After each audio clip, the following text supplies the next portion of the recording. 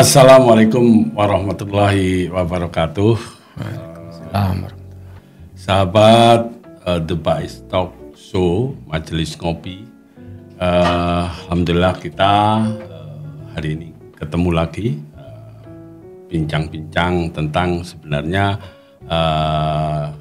tentang masalah yang dulu sudah pernah kita bicarakan, yaitu lanjutan dari data bolong, mafia pajak, revolusi fiskal. Artinya berkaitan dengan kondisi saat ini yang kita lebih kenal dengan gebrakan Purbaya. Iya. Sudah bersama kami, bersama saya, Cak Agus Maksum, yang beliau ini yang banyak menulis tentang masalah-masalah kedaulatan digital dan banyak hal yang berkaitan dengan platform digital Pancasila, ekonomi Pancasila. Oke, Assalamualaikum Cak Agus. Waalaikumsalam warahmatullahi wabarakatuh. Alhamdulillah Cak Agus sehat ya. Alhamdulillah sehat. Bagaimana kopinya hari ini? Ya, hari ini kita pakai kopi Arabica, agak ringan. Agak ringan. Masa? Ya, kalau Arabica kan memang kofeinnya lebih rendah dibanding. Kafeinnya lebih rendah. Jadi ringan. Robusta. Ya. Jadi ya tidak berdebar. Iya. Ya. Tidak berdebar.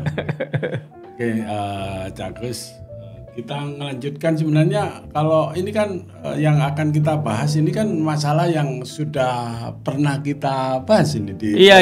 juga. Jadi Ya sekedar review ini pernah kita bahas, judulnya data bolong ya. Lalu kemudian pajak masuk ke negara jadi kecil Ya. dan akhirnya tax ratio rendah dan akhirnya justru rakyat kebanyakan yang kemudian dikejar pajak.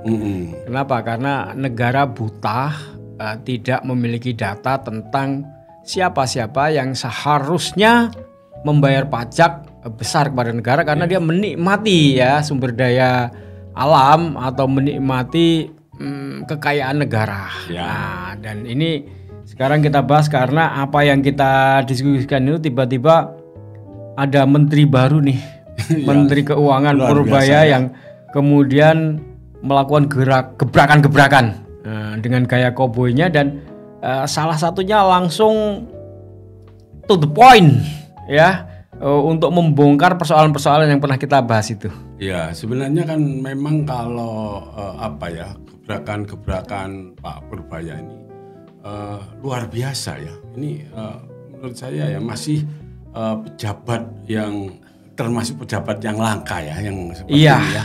Iya. Jadi dia tipe pejabat yang tidak mau berkomentar putar-putar, ya kan? Ini kebanyakan kalau pejabat itu kan komentarnya berputar-putar, tidak menjawab apa yang ditanyakan, kemudian normatif. Jadi akhirnya rakyat sebenarnya menjadi tidak tahu apa itu jawabannya, apa pertanyaannya, apa jawabannya. Nah, tapi kalau Pak Purbaya ini ndak pakai babi bu dengan kalimat normatif, tapi dengan gayanya ceplas-ceplos, gaya koboi, langsung menjawab to the point ya, to the point, apa yang ditanyakan oleh penanya baik wartawan maupun rakyat. Jadi Pak Purbaya ini semacam membaca pikiran rakyat ya, bukan sekedar menjawab pertanyaan wartawan yang terucap. Jadi misalnya yang sekarang ini kan kita bahas tentang data bolong itu kan sebenarnya mengekspresikan pertanyaan rakyat, kekayaan alam yang sedemikian banyak digali itu kemana kan gitu. Kok pajaknya masuk rendah, tax ratio-nya rendah, lalu kemudian untuk mendapatkan pendapatan yang tinggi, menaikkan tax ratio, lalu rakyat kecil yang dikejar-kejar pajak. Ya, lalu rakyat kan bertanya, sebenarnya kemana itu kan gitu. Nah, lalu kemudian Pak Purbaya ini kan menjawab bahwa kemudian ada mereka yang seharusnya membayar tinggi ya, tapi ternyata bayarnya rendah.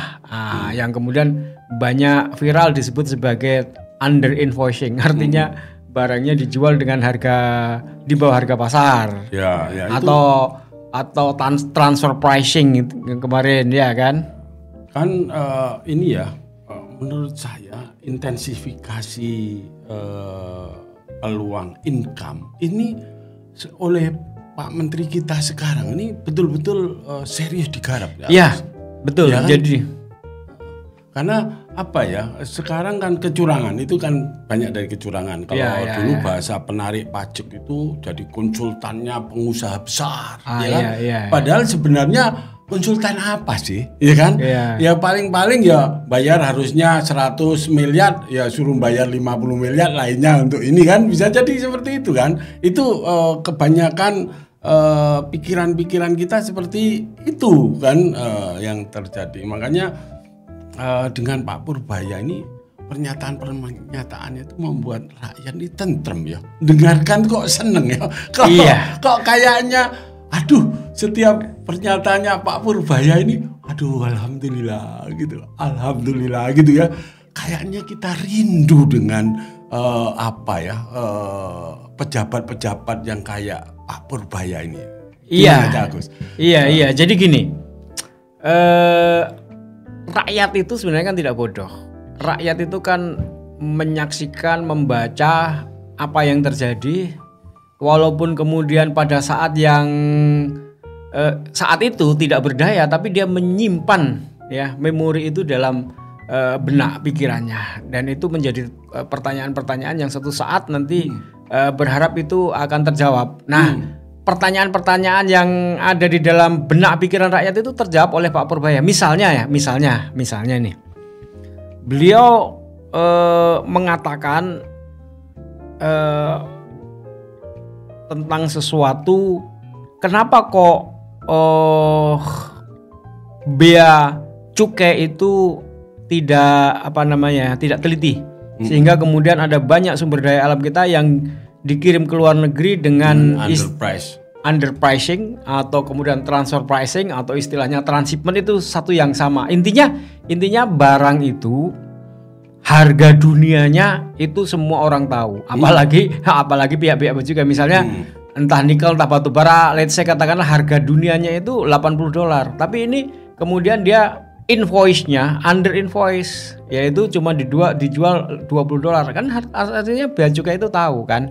Nah, sehingga kemudian di situ kan kemudian mata negara itu kan ada di situ, ya kan, mata dan telinga negara itu ada di situ. Nah, selama ini kenapa itu kok lolos? Nah, suatu saat kemudian Pak Purbaya ini konferensi pers ya, di sebelah kanannya Dirjen Bea Cukai, lalu kemudian membaca satu report dari masyarakat bahwa kemudian ada pegawai bea cukai berpakaian dinas itu ngopi-ngopi di Starbucks dengan para pengusaha untuk menegosiasi tentang bisnis ya, sehingga kemudian yang dinegosiasikan tentu ya itu tadi kan ya, supaya pegawai bea cukai atau petugas bea cukai itu meloloskan apa yang seharusnya tidak lolos. Dan itu sudah berlangsung begitu lama, dan itu saya kira semua orang yang tadi bertanya di dalam benaknya itu kan ada pikiran itu. Apakah orang awam, apalagi seperti Cak Mangesti yang pernah berurusan dengan bea cukai, saya yang pernah berurusan dengan cukai, dan banyak orang pernah berurusan dengan bea cukai dan mengalami banyak kesulitan.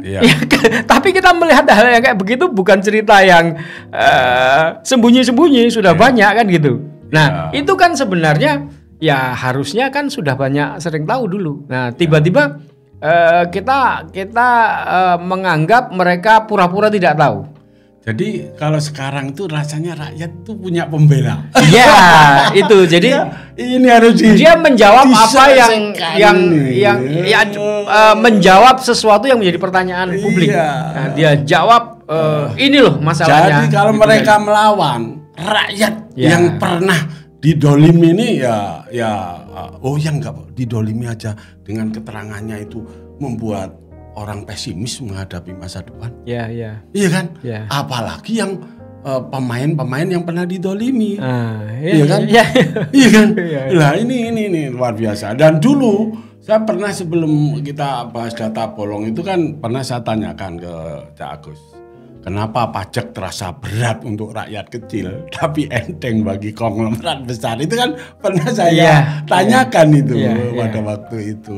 Ya luar biasa. Jadi kalau mau ngomentari Pak Purbaya itu sebenarnya saya memikirin, Pak Prabowo itu punya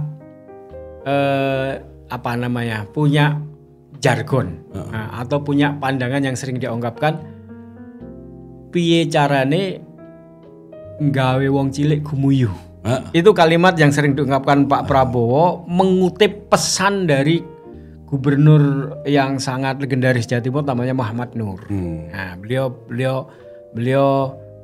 pernah bersilaturahmi beberapa kali dan kemudian diberi pesan supaya menjadi pemimpin itu bagaimana caranya membuat rakyat kecil bisa gumuyu, maksudnya tertawa, tersenyum, maksudnya happy lah gitu loh. Itu kalimatnya itu happy, bahagia, gumuyu. Kalau Jawa Timur kan gubernurnya masih beliau.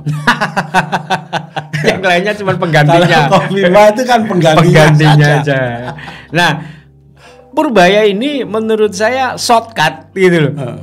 Mestinya untuk membuat wong cilik gumuyu itu kan prosesnya agak panjang gitu. Pembangunannya berhasil, pemerataannya berhasil, kemudian pertumbuhan ekonomi cukup tinggi, pemerataan pembangunan dan hasil-hasilnya merata, kemudian terjadi stabilitas politik, stabilitas keamanan dan lain sebagainya. Rakyat merasakan dan kemudian mendapatkan kemudahan dalam berbagai segi kehidupan, baru gumuyu. Ya, itu kan prosesnya lama. Nah, ini dia langsung kasih menteri, yang menteri itu baru ngomong aja membuat rakyat cilik gumuyu. Kan gitu. Jadi muncul harapan, muncul optimisme dulu kan gitu ya. Dan ngomongnya pun tidak emosional. Iya kan? Iya. Omongnya enak. Tapi pakai data. Ya itu dia. Jadi dia memang seorang ekonom yang saya menjadi ingat seperti Rizal Ramli. Backgroundnya dia memang teknik. Kalau Rizal Ramli itu teknik fisika, ini teknik elektro ITB juga. Lalu kemudian mengambil S3 ekonomi ya di Amerika. Jadi memang dia mainnya data. Sejak awal, ini mainnya data. Jadi benar-benar kemudian setelah punya data dia bikin gebrakan-gebrakan kan gitu. Satu angkatan dengan Cak Heru Prabowo. Oh, satu angkatan ya. Oke. 83 ya. 83. Cuman Pak Purbaya ini ngambil elektronika, sama-sama arus lemahnya tapi ya. Oh iya. Ya. Masa. Jadi dia punya data lah. Dia ekonom tapi punya basic teknik yang mengandalkan data. Nah, itu. Ini yang memang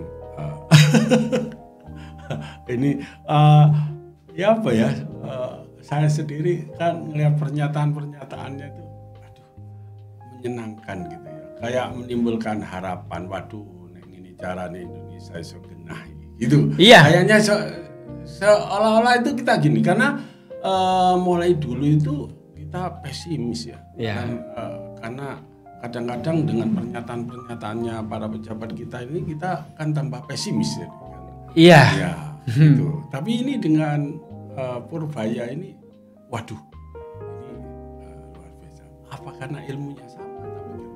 Iya, belak-belakan dan tidak putar-putar. Jadi apa yang ditanyakan dijawab. Iya. Walaupun jawabannya itu kadang harus berisiko karena itu kemudian menyebut pihak lain, menteri lain atau bahkan negara lain atau bahkan pihak-pihak yang kuat gitu. Dia nggak peduli aja, sebut aja gitu. Nah itu kan kemudian tadi itu membuat wong cilik jadi gumuyu itu. Loh kok berani kan gitu. Nah kan gitu. Jadi belum terjadi pun itu sudah membuat ingatan masyarakat terhadap itu menjadi terjawab dan kita berharap itu yang terjadi gitu. Ya, jadi Pak Purbaya ini membuat rakyat itu punya harapan. Punya harapan, yaitu tadi. Sudah lama pupus rasanya. Iya. Bahkan mengarah sudah ke apatis. Itu. Dengan Pak Prabowo ini presiden kita ini nunjuk Menteri Keuangannya Pak Purbaya. Menganggap Pak Purbaya ini Iya kan? iya. Terus terang pada waktu itu baru diangkat dia sudah ngomong, kok sombong nih kalau orang ya. Karena kita belum kenal aja ya. Gaya bicaranya ceplas-ceplos, nyablak lah istilahnya. Iya, alhamdulillah ya. Ini semoga Pak Presiden maupun Pak Purbaya ini senantiasa sehat walafiat. Ya, panjang umur, dimudahkan semua urusannya. Ya urusannya beliau kan membuat kita jadi lebih sejahtera. Karena itu tidak mudah itu langkah yang beliau ambil itu tidak mudah. Menghadapi banyak tantangannya musuhnya orang-orang besar ya kan gitu ya. Itu yang dan orang-orang dekat juga ya. Dan ya ini ya karena dengan keterus terangan Pak Menteri Keuangan kita ini banyak orang yang merasa gerah. Ya, kalangan tertentu yang selama ini mendapatkan kue pembangunan dengan cara yang tidak adil, itulah yang gerah. Sudah gerah. Tapi kalau orang jujur, orang kenceng, orang ini ya tidak mungkin tersinggung dengan omongannya Pak Purbaya ini. Ya mungkin seperti kita ini seneng malah. Karena tiap hari muncul gebrakan-gebrakan dan gebrakannya itu adalah jawaban-jawaban dari pertanyaan-pertanyaan yang sudah lama terpendam itu. Gampang sudah. Kalau orang di parlemen, ini berarti orang nggak jujur ini gitu aja. Gampang rakyat itu ya kan. Kalau nggak kalau tersinggung ya berarti kamu pelakunya gitu kan ya. Kalau enggak mungkin orang tersinggung ya kan. Malah seweneng gitu. Ini aku nemu konco kan gitu malah gitu. Aduh masalah. Memang ini yang kita tunggu-tunggu ya Agus. Artinya apa yang kita harapkan sejak dulu itu ya kita sekarang mulai punya harapan sedikit demi sedikit ya. Memang kita harus cukup bersabar ya. Karena ini enggak mungkin instan. Instan bisa saja. Karena gebrakan-gebrakan itu kan. Oh iya, maksudnya misalnya kan kemudian ada pengembalian uang puluhan triliun ya kan. Kemudian ditemukan dana mengendap ratusan triliun ya kan. Yang awalnya misalnya gebrakan pertama ketika beliau menjadi menteri kan dana mengendap ratusan triliun itu kan kemudian beliau alihkan tuh. Jangan diendapkan di BI tapi pindahkan kepada bank umum supaya rakyat bisa meminjam dan bisa dipinjamkan kan gitu. Dan itu kan sudah membuat optimisme di kalangan dunia usaha. Lalu kemudian menemukan lagi dana-dana daerah ya kan akibat protesnya para gubernur akibat potongan TKD ya transfer ke daerah itu. Lalu kemudian malah beliau mengevaluasi balik loh. Itu aku seneng itu. Iya. Kepala daerah itu bahasanya kalau kita di swastaan itu fireback gitu. Backfire. Backfire. Iya. Kamu nakal. Karena kan kemudian komplain. Pak Purbaya melihat data. Lah uang daerah itu penggunaannya untuk apa saja? Kenapa ini besar, kenapa ini kecil, ya kan? Lalu kemudian beliau menemukan ada berapa? 260-an triliun atau berapa ya? Sekitar itu uang daerah yang mengendap di bank, ya kan gitu. Itu yang kemudian beliau bongkar juga. Itu jangan diendapkan, pakai untuk program-program pembangunan daerah. Kan itu dibongkar barusan juga kan gitu. Sehingga kemudian selama ini kan ada banyak kita dengar itu kalau duit itu juga triliunan itu diendapkan, lalu kemudian para pejabat-pejabat itu kan kemudian makan dari bunga deposito dari uang-uang yang mengendap itu kan gitu. Ini dipaksa berpikir dan jalan ya para pimpinan bank itu. Karena sebelum-sebelumnya itu dia cari aman disimpan dalam bentuk obligasi, ya kan? Yang bunganya sudah lebih besar daripada simpanan deposito. Jadi dia sudah nggak usah berpikir. Sehingga apa dampaknya? Ekonomi nggak jalan. Nah itu dia. Itu dia. Kalau sekarang kamu nggak bisa nyalurkan ini, leren aja. Ya, itu yang dibongkar. Jadi uang jangan diendapkan. Iya. Kemudian aman hanya dengan mendapatkan bunga dari obligasi atau bunga deposito atau apapun itu, ya kan? Kemudian dibongkar sama beliau dan itu berapa ya? Pokoknya lebih dari 240 atau 260 triliun gitu ya. Saya agak kurang kurang hafal angkanya, tapi itu yang kemudian diobrak-abrik sama beliau, ya, supaya kemudian ini jangan disimpan aja, ya kan? Iya, karena dengan gayanya Pak Menteri itu membuat ekonomi real ini jalan. Ya, didorong supaya jalan. Nah, walaupun ada pengamat-pengamat yang lain yang pesimis itu menurut saya, itu beda mazhab atau menurut saya ya pikirannya memang mazhab yang berbeda.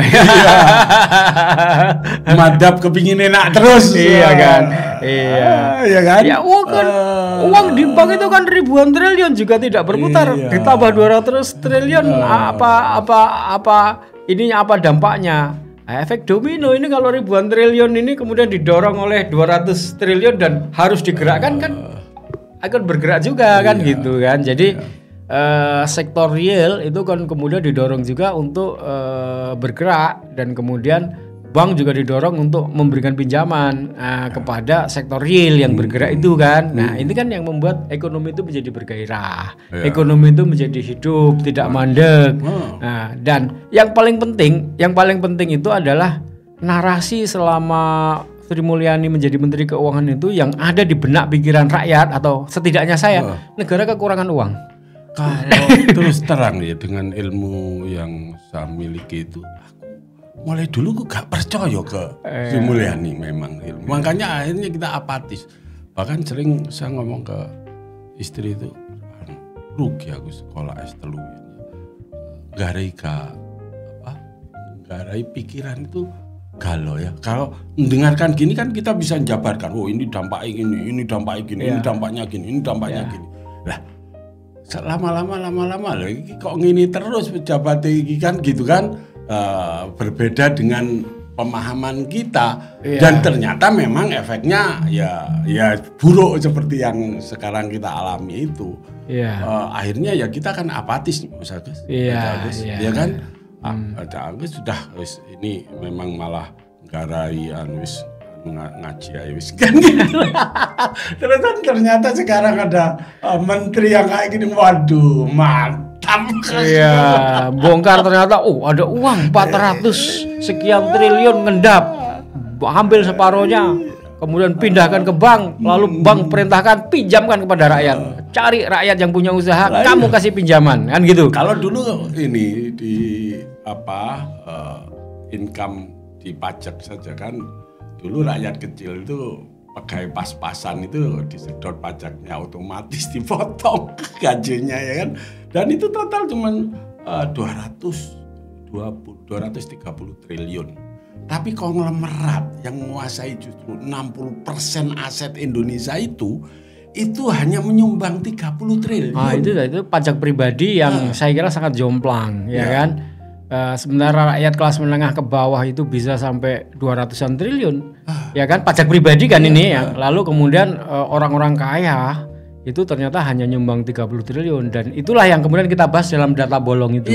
Ya, karena negara ternyata tidak bisa mencari di mana aset mereka itu disimpan kan gitu ya, dan ternyata ya itu tadi dalam data bolong itu yang kemudian mereka itu menyimpannya dengan cara under invoice atau transfer pricing atau transshipment, sehingga kemudian perusahaannya yang di Indonesia itu seolah-olah catatan akuntansinya rugi ya, kemudian pajaknya kecil, tapi perusahaan dia yang di luar negeri yang kemudian seolah-olah mengimpor atau kemudian tujuan ekspornya itu perusahaan dia sendiri di luar negeri, lalu dia menjualnya dengan dengan harga pasar, ya kan? Lalu uangnya mengendap di sana. Dan di negara-negara yang disebut sebagai tax haven, negara-negara yang sengaja memberikan prioritas kepada orang-orang yang kaya-kaya tapi kemudian mau mengakali negaranya. Iya. Oke loh, di negara kamu pajaknya tinggi, kamu bikin perusahaan di sini. Ya, negara yang disebut tax haven itu, ya kan? Yang kemudian dia prioritas. Oke, kalau kamu bahkan begini itu tawarannya itu, kalau income kamu itu kamu peroleh dari upaya kamu di luar negeri, maka nggak dikenai pajak di negara tax haven itu, ya kan gitu. Nah sehingga kemudian ya dia kemudian dia membuat perusahaan di sana, lalu kemudian mengekspor produk-produk yang dia keruk dari Indonesia itu yang berupa tambang segala macam itu ke sana, sehingga kemudian dengan harga yang rendah itu, lalu di sana dia menjualnya dengan harga pasar dan tidak dikenai pajak. Karena kemudian negaranya tax haven itu tadi, negara-negara itu kan kemudian banknya menjadi punya banyak uang, karena lalu orang kaya di Indonesia ternyata banyak sekali yang kemudian melakukan itu. Nah ini kan yang kita sebut dengan data bolong, itu kan yang seharusnya, dalam logika kita, loh kalau bea cukai itu bekerja dengan baik, tidak ngopi-ngopi di Starbucks, harusnya dia tahu kalau barang ini nikel atau batu bara harga dunianya segini, kenapa kamu kirim dengan harga segini? Nah itu makanya ngopi-ngopi itu tadi itu namanya kong kali kong. Nah itu namanya waskat, Mas. Apa itu? Pengawas sama yang diawasi sepakat. Ya itu tadi karena ngopi-ngopi di Starbucks itu tadi. Dengan cara ngopi-ngopi. Dan itu mulai zaman kalau bendu sudah, itu zaman kita masih import itu yang namanya barang masuk meskipun sudah di jalur hijau ya wis pokoknya diperdaya terus. Iya, saya sendiri juga mengalami hal itu. Stres betul mengalami peradaban. Waduh, menjelang Idul Fitri atau apa, malah virus. Kita ini ke susu supaya barang itu cepat keluar. Kenapa? Biasa. Karena barangnya itu ada di gudang itu, kalau lewat waktu kena demurrage, ya kan? Iya. Nanti demurrage-nya juga berkembang. Dibebankan kita macam-macam itu, wes pokoknya kita itu nggak berdaya. Nah, itu dia. Ya.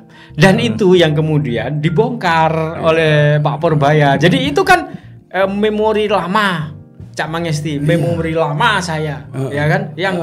Yang dulu kita nggak berdaya dan mungkin kita juga sudah melupakan dan kerugian Cak Mangesti zaman dulu atau kerugian zaman dulu udah lama itu ya, dan mungkin kita juga udah kapok untuk melakukan hal itu ya, dan makanya kemudian kita bekerja bisa jalan gimana ya kan, dan sekarang dibongkar dengan belak-belakan, dan kemudian saya lihat berita-beritanya kemudian akan diancam ya, bahwa pajak, bea cukai, pertanahan, perbankan ya, bahkan satelit yang dulu pernah dipasang oleh Pak Hadi Purnomo untuk Dirjen Pajak yang dulu, yang itu kan pernah sampai detail sebongkar semua itu. Itu kan kita harapkan bisa dipasang lagi itu.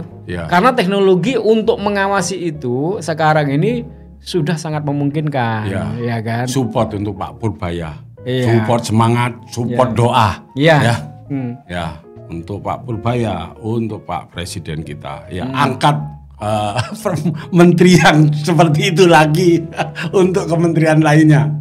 Iya betul, karena gini Cak Mangesti ya, hitungan kita itu kalau Pak Prabowo bilang ratusan triliun ya, saya baca tadi dia ada menyatakan 800 triliun lah, tapi itu timah saja. Tapi saya pernah menghitung Cak Mangesti dengan cara seperti ini. Ini yang lain bisa menghitung karena sekarang kita punya AI itu bisa melakukan penghitungan penghitungan terhadap apa yang saya lakukan. Misalnya begini, tahun 2023 coba cek APBN itu strukturnya kayak apa. Saya masih ingat itu. Struktur APBN tahun 2023 itu 1.800 triliun berasal dari pajak. Pajak-pajak kita itu loh ya. Lalu 1.800 triliun. Berapa yang berasal dari sumber daya alam? Maksudnya kita kan punya sumber daya alam banyak. Luar biasa. Ada emas, tembaga, perak, timah, boksit, tanah jarang, rare earth. Iya. Apa-apa itu semua. Itu berapa perkiraan Cak Mangesti kalau yang pajak itu 1.800 triliun? Itu mungkin ya. Ribuan triliun kah? Iya. Enggak, di dalam data APBN tahun 2023 pemasukan dari sumber daya alam itu cuma 441 triliun. Wih, harusnya kan itu puluhan triliun ya. Iya, ribuan triliun dah. Iya, Ribuan triliun. Nah, triliun maksudnya. coba case ini ya. Saya sudah pernah menghitung ya, dan kita cari data terbuka. Artinya berapa sih produksi tembaga, produksi emas, produksi nikel, produksi batu bara, produksi minyak dan lain sebagainya yang dilaporkan ke SDM. Nah, itu datanya terbuka. Loh, ini Cak Agus ya.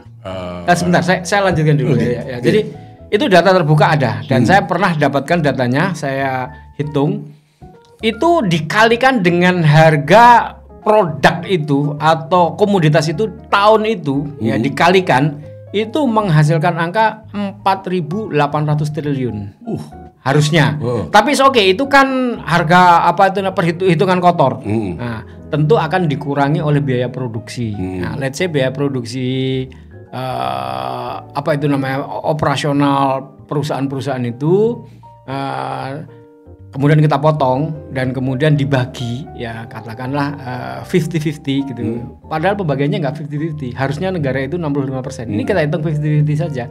Itu harusnya pajak masuk ke negara, ke APBN di tahun 2023 dengan sekali lagi data-data terbuka. Yang artinya data itu ada tercantum di dalam laporan Kementerian SDM dan kementerian lembaga yang lain yang terbuka untuk kita akses. Itu harusnya masuknya ke negara itu, ke APBN itu 2.400 triliun, bukan 441 triliun. Artinya ada 2.000 triliun yang hilang. Padahal ini data sudah terbuka loh ya. Ada, maksudnya kita menghitung dengan data yang ada.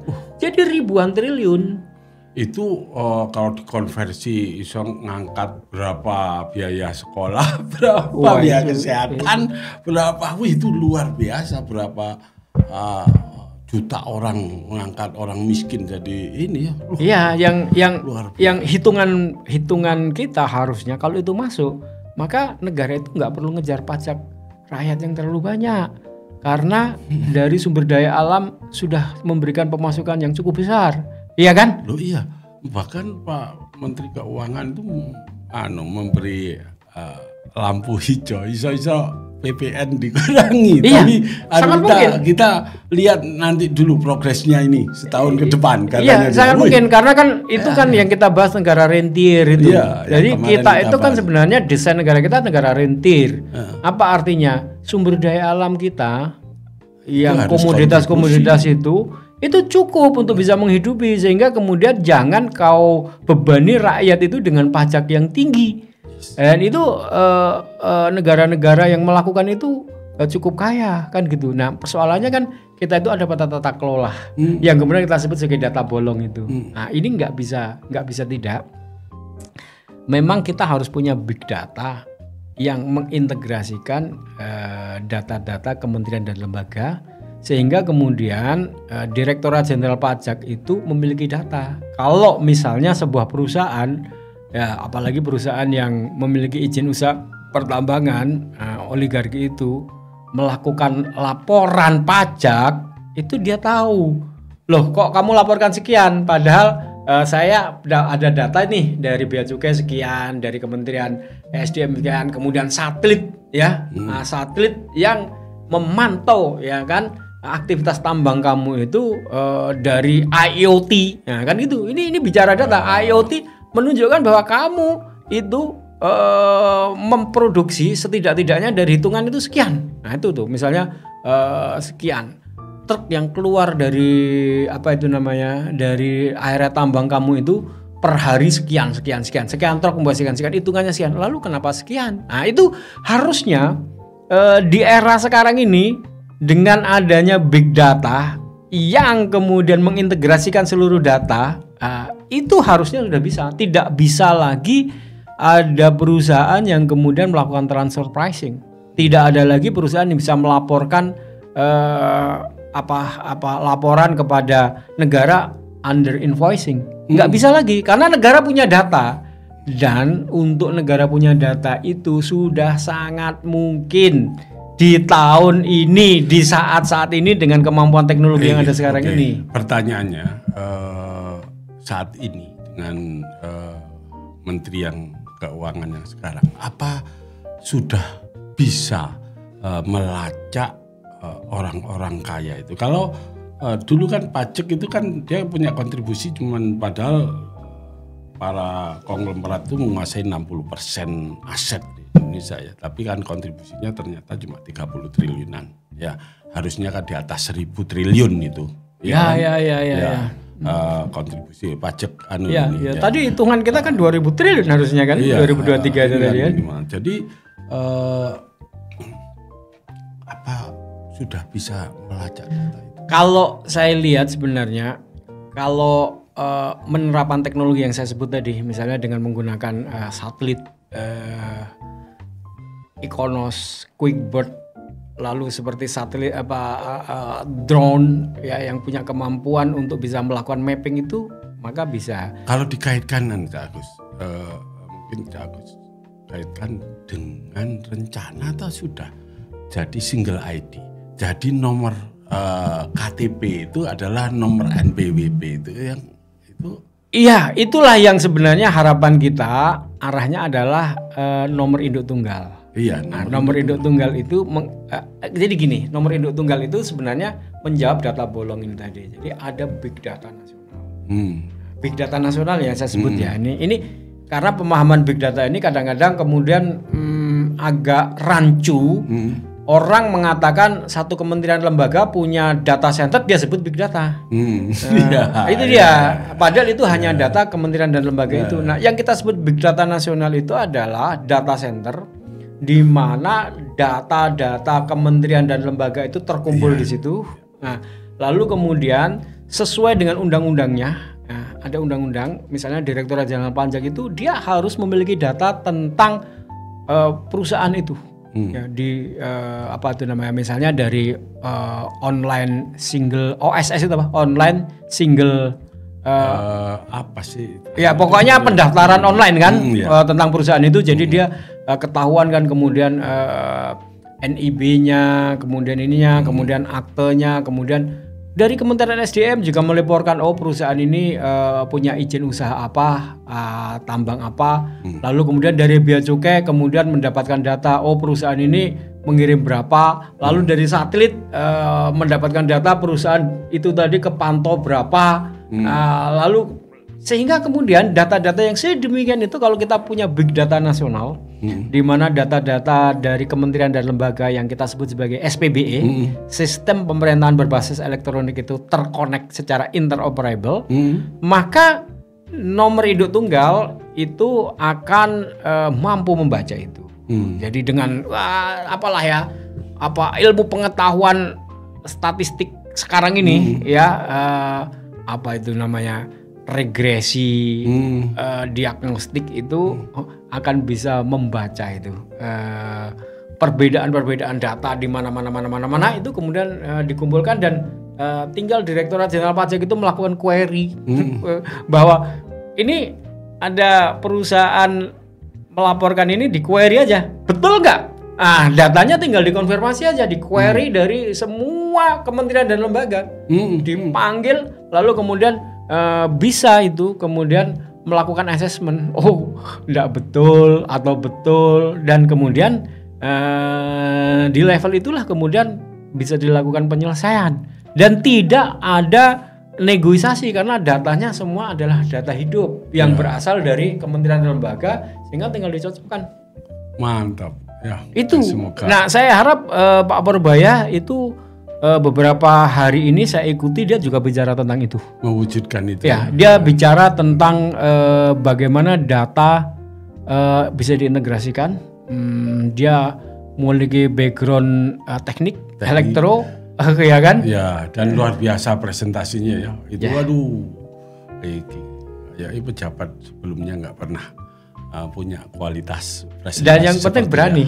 Iya. Yang penting berani. Ya, Cak Agus, ini kalau sudah semuanya seperti itu, ini kan bukan hanya masalah digital, tapi ini sudah bicara tentang nurani juga. Apa yang di belakang equipment itu, ya kan? Ya, jadi ketika nurani itu amanah, ya. Jadi ini apa yang diprogramkan oleh Pak Presiden kita, ya, dan Kementerian Keuangan ini bisa berjalan dengan baik mesti. Ya kan?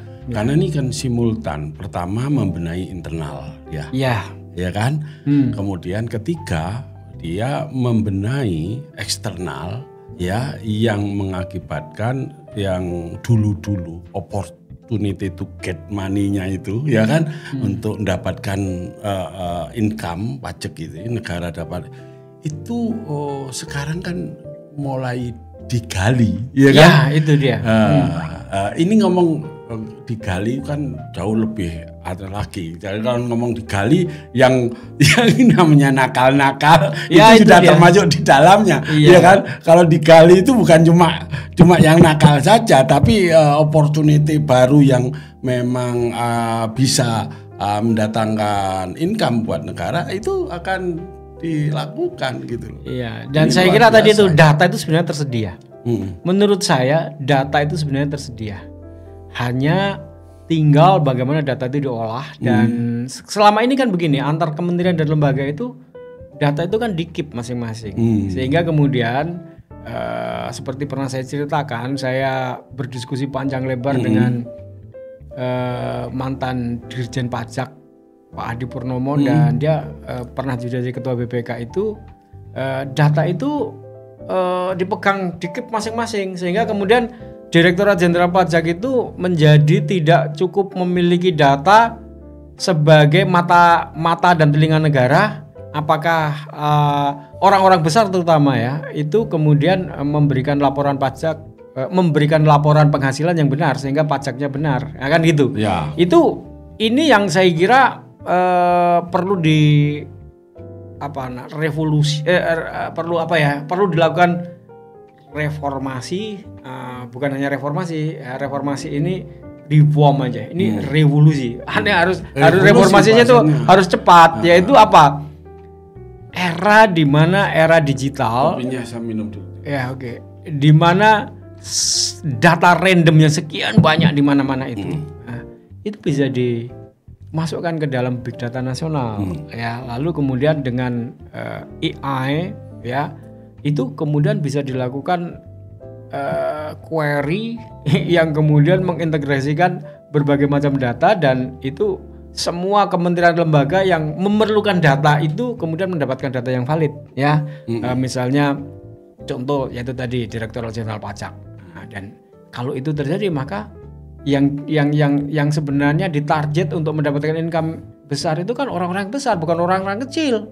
Nah itu kan karena itu nggak ada, akhirnya orang-orang kecil yang dikejar. Kenapa? Karena orang-orang kecil nggak ada yang transfer pricing, nggak ada yang menyimpan uang di tax haven.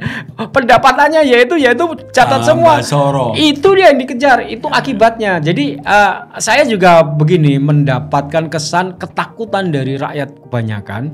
Kalau data-data ini dipegang oleh negara, dia takut nanti dikejar pajak. Enggak, yang lebih takut itu bukan rakyat menengah ke bawah. Yang takut itu orang-orang besar itu.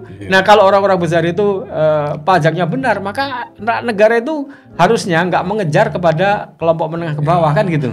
Dan yang kecil pun itu akan tertib, ikhlas bayar. Ya, bayar pajak tuh ikhlas. Sekarang itu kan enggak, rumongso didolim apa pajak ini kok ngejar kita dok, ya kan? Sementara yang konglomerat kita enak, ya kan? Gitu. Oke. Tapi kenyataannya ini kan sekarang ini muncul sosok baru menteri kita, ya, Menteri Keuangan kita Purbaya Sadewa ini yang kalimatnya keras, Gus. Iya. Ya. Yang suka main selundup saya tangkap. Itu dia. Bentar lagi ada penangkapan besar-besaran. Saya nggak peduli di belakangnya siapa. Rokok saya beresin dulu. Habis itu tekstil, lalu baja. satu persatu saya kejar. Waduh, ini kata-kata yang itu urutan komoditas yang beliau sebut itu, masyarakat kelas bawah itu paham itu. Ya kan? Bicara tentang cukai rokok itu kan ya kita masyarakat Jawa Timur, Surabaya, Madura dan sekitarnya itu tahu cukup paham. Paham. Bagaimana kemudian cukai rokok itu yang dijual belikan dengan harga murah sehingga kemudian ya nggak masuk ke negara. Beliau sebut itu. Wah itu kalau itu aja kalau sudah beliau bongkar itu sudah akan memberikan income pada negara. Karena pemain yang resmi juga terbantu dengan itu, ya kan? Nggak soro-soro. Jadi ini yang luar biasa, Cak Gus. Ya, jadi bersih-bersih itu. Jadi Cak Gus mantap ini presiden kita ya menunjuk Menteri Keuangan. Jadi kalau era sebelumnya Bu Sri Mulyani dikenal sebagai Menteri Keuangan yang terbaik di dunia. Tapi kenapa di era itu justru muncul kasus flexing, kaya mendadak, dan transaksi-transaksi yang mencurigakan, ya kan? Pegawainya, orang-orang anaknya itu gak karu-karuan, ya kan? Iya. Sugihnya. Iya, kasus itu banyak sekali kita ya. Kita tahu kan, ini luar biasa nih, Gus. Iya, karena kan gini. Reformasi ini. Waktu itu kan reformasi itu dibangun hanya kosmetik, hanya narasi yang berputar-putar itu tadi kan ya, yang seolah-olah ilmiah tapi sebenarnya rakyat itu nggak ngerti apa yang diomongkan gitu, tidak menjawab pertanyaan dan tidak dilakukan juga. Itu yang paling salah. Iya kan, jawabannya seolah ilmiah tetapi ilmiah buat Bu Sri Mulyani kita sendiri jadi bingung apa yang beliau omongkan itu, ya kan, teori ini yang kemudian tiba-tiba negara walaupun hutangnya besar itu tidak ada masalah karena PDB-nya apalagi, ya kan, itu kan jadi bingung, ya kan gitu. Kemudian remunerasi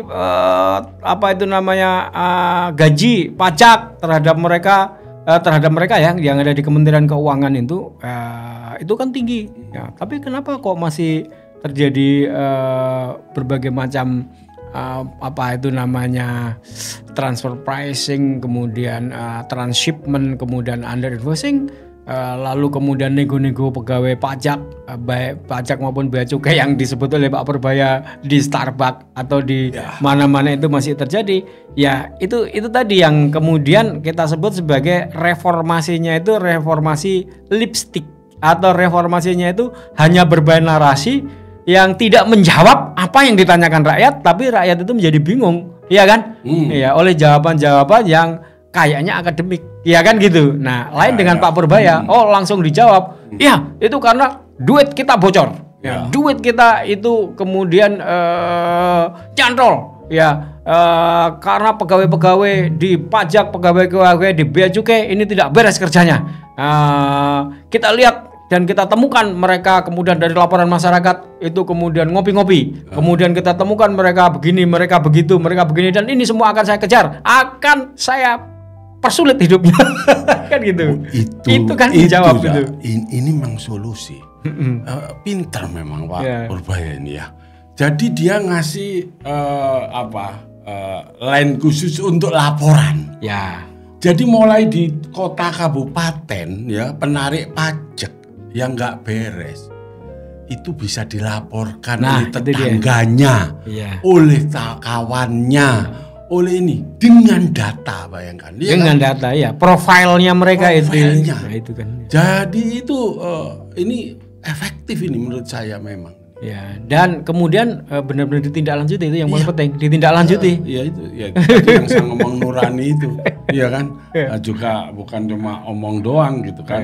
Oke. Cak Agus, tadi memang kita sudah singgung-singgung, tapi saya masih penasaran ini berkaitan dengan kedaulatan digital kita, data dan kedaulatan digital. Tadi memang sudah disinggung ya. Ini sebenarnya Cak Agus tolong ada sesuatu yang di stabiloni lah kalau ngomong itu juga dulu digarisbawahi solusi ya. Konkretnya yang berkaitan dengan masalah yang kita diskusikan sore ini, bagaimana mewujudkan kedaulatan digital kita yang berkaitan dengan big data kita itu. Ya, yang pertama ya, ini big data nasional untuk SPBE, sistem pemerintahan berbasis elektronik. Ini dulu yang vital itu. Di mana sebenarnya data itu ada. Ya, data itu ada. Saya cukup bisa membaca dan mengerti setelah saya membantu di Bappenas dan BPS itu bahwa data itu ada. Ada di SPBE atau data center SPBE masing-masing. Ada di sistem pemerintahan berbasis elektronik. Jadi SPBE itu adalah sistem pemerintahan berbasis elektronik. Jadi simpelnya gini, masing-masing kementerian dan lembaga itu punya data. Misalnya Dukcapil dia punya data center, kemudian punya data. Lalu kemudian Kementerian SDM punya, Bappenas punya, Direktorat Jenderal Pajak punya, macam-macam punya. Nah, itu persoalannya yang kita sebut sebagai big data nasional itu adalah data-data dari kementerian dan lembaga itu bisa terkoneksi secara interoperable. Sehingga kemudian big data nasional itu bisa mengumpulkan semua data kementerian dan lembaga. Jadi ini persoalan ini. Jadi ini persoalan selama ini, maka kemudian ada kementerian dan lembaga yang membutuhkannya, dia kesulitan membaca karena datanya ada di lembaga sana dan mereka tidak bisa mengakses. Nah, jadi ini kita harapkan kedaulatan data itu adalah satu, adanya big data nasional yang bisa mengintegrasikan, mengharmonikan dengan interoperable ke dalam big data nasional. Itu kedaulatan data yang pertama. Nah, ini ya sebenarnya menjawab gini Cak Mangesti. Antar kementerian dan lembaga saja itu sulit untuk saling meminta data, apalagi kemudian data itu mau dikirim ke Amerika seperti kemarin itu ya, itu kan menjadi sangat tidak masuk akal ya kan, karena data itu kan tertahan itu di kementerian dan lembaga. Nah, sehingga kemudian kedaulatan data nasional yang pertama itu adalah big data nasional dengan bisa mengintegrasikan seluruh data kementerian dan lembaga, sehingga kemudian pihak-pihak yang berkepentingan membutuhkan data itu tidak buta. Contohnya Direktorat Jenderal Pajak, dia bisa melakukan assessment terhadap laporan pajak perusahaan-perusahaan besar. Nah, sehingga kemudian kewajiban pajak dia itu harusnya 50 triliun, kenapa kok cuma 10 triliun? Nah, itu bisa ditagihkan pada saat itu. Itu yang pertama, dan itu harusnya sudah sangat mungkin bisa dilakukan. Tinggal political will untuk melakukan itu. Nah, harusnya bisa. Kemampuan SDM, kemampuan teknologi dan lain sebagainya bisa. Ya, untuk mengatasi itu. Yang kedua ya, kemudian kedaulatan data yang terkait dengan platform-platform yang digunakan oleh masyarakat Indonesia. Nah, selama ini kan kita bicara itu tersebar di dalam platform-platform asing kan, seperti Google, Facebook, TikTok, Alibaba, Instagram, WhatsApp, kan gitu. Nah, itu data itulah yang kemudian dikelola oleh asing, yang kemudian kita sebut sebagai kemudian perang geopolitik ya, yang kemudian kita merasa di perilaku kita itu kemudian dibaca, di mapping, kemudian kebiasaan kita, market, mereka itu akhirnya memiliki market intelligence ya dengan data-data itu. Nah, itu juga perlu ada political will untuk kemudian negara menyediakan itu, agar kemudian transaksi-transaksi nasional yang dilakukan oleh warga negara itu kemudian terjadi pada platform-platform yang kemudian menggunakan big data nasional yang disediakan untuk itu, sehingga kemudian kita perlu platform semacam platform-platform nasional yang ada tapi di-create oleh negara atau oleh anak bangsa yang difasilitasi negara, misalnya platform koperasi desa Merah Putih yang jumlahnya 80.000 itu ya kan, dan 80.000 itu kan kalau 80.000 desa, kalau satu desanya ada 1.000 kan 80 juta. Kalau kemudian pembelian beras murah yang disediakan negara melalui di situ kan berarti platform itu akan setidaknya digunakan 80 juta sampai 100 juta. Maka itu sudah ada platform yang akan melahirkan sebuah platform unicorn, dekakon yang dimiliki oleh bangsa Indonesia tanpa bakar uang. Di situ akan terjadi data-data transaksi ekonomi, ya kan gitu. Ya, semoga itu bisa terlaksana, Cak Agus. Ya. Agus, apa ya kalau kita ngomong negara ini mulai, menurut saya saatnya harus melek data nih, ya kan? Ya kan? Jadi apa pesan akhirnya, Cak Agus? Ini kita tutup. Nah, oke, Cak Agus. Jadi gini, tanpa big data nasional, negara akan terus jadi korban manipulasi laporan yang fiktif ya, manipulasi, dan rakyat kecil akan terus jadi tumpuan beban kalau begini, ya kan gitu. Nah, jadi kedaulatan data dengan big data nasional untuk mengintegrasikan, mengharmonisasikan, menginteroperable kan data-data SPBI itu sudah seharusnya tidak ditunda lagi. Yes. Termasuk juga big data nasional untuk menyediakan platform yang digunakan masyarakat melakukan transaksi-transaksi itu juga perlu segera dilakukan sehingga kita berdaulat, baik data masyarakat, data terbuka maupun data yang disebut sebagai data SPBE, sistem pemerintahan berbasis elektronik itu. Ya. Mantap. Ya. Kita belajar bahwa akar dari semua kebocoran fiskal itu bukan korupsi semata kan, Cak Agus, ya, tapi ketidaktahuan. Negara kita ini tahu karena datanya, maksudnya negara kita ini tidak tahu, ya, tidak memiliki data. Ya, karena datanya itu bolong. Ya. Yang akan dibongkar Purbaya bukan hanya mafia, tapi lubang di sistem negara kita. Semoga itu. Ya, semoga itu ya. Dan itu perlu kita dukung untuk mewujudkan itu sampai tuntas. Ya. Yes, kita dukung, kita dorong, kita bantu. Ya, rakyat ini harus betul-betul membantu. Kan sudah diberi di nomor berapa cara melapor, ya kan? Standar pelaporan yang bisa dipercaya itu kayak apa, ya kan? Jadi jangan asal lapor itu ngebek data di situ, ya. Tapi ngelapor itu dengan data yang benar.